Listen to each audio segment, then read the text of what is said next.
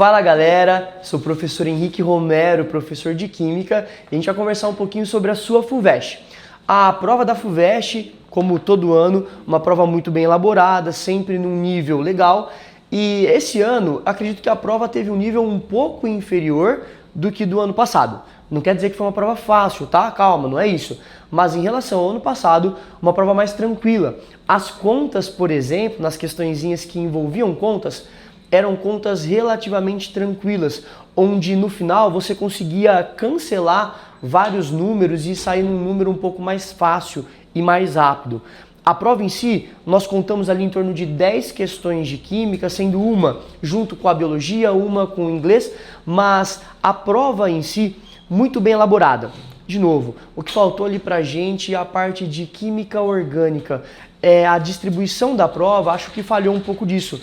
Muita físico-química, nós tivemos questões envolvendo uma partezinha ali de corrosão, uma partezinha de neutralização, nós falamos de termo, mas a orgânica, que é um dos assuntos principais e recorrentes em todo o vestibular, ela acabou não aparecendo nessa prova. Quem sabe, na segunda fase, não despenca na química orgânica, né?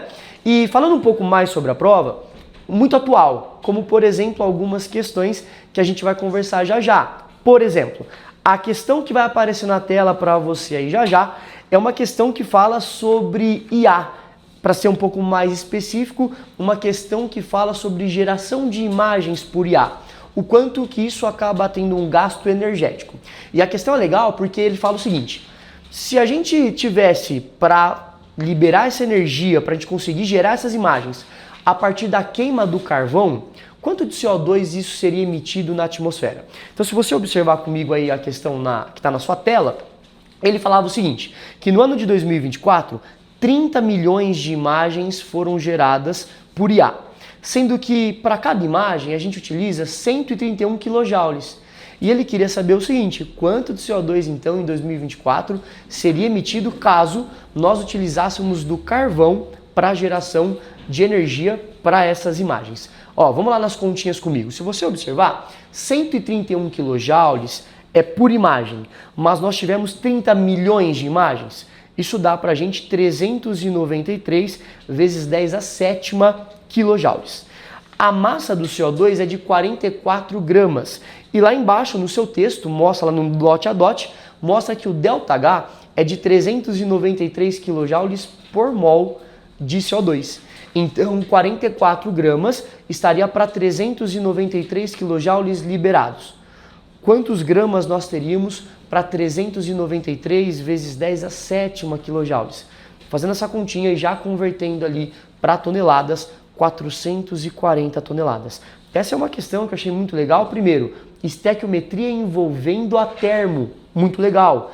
E também por conta de um texto totalmente atual. E a outra questão é um clássico da química, é um clássico da FUVEST, deslocamento de equilíbrio. Essa aí é tabelada, todo ano tem uma questão. Esse deslocamento de equilíbrio, nós tínhamos uma reaçãozinha em equilíbrio, tá aí para você na tela também, onde nós estávamos falando sobre o entupimento por carbonato de cálcio. E ele queria saber, nesse caso, como que a gente conseguiria ou aumentar ou diminuir esse entupimento. E se você observar comigo, nessa reação, lá nos nossos produtos, nós temos a presença daquele H+, mostrando que é um meio ácido. E a alternativa A fala o seguinte: a diminuição do pH pela presença do ácido cítrico leva à reação de descalcificação.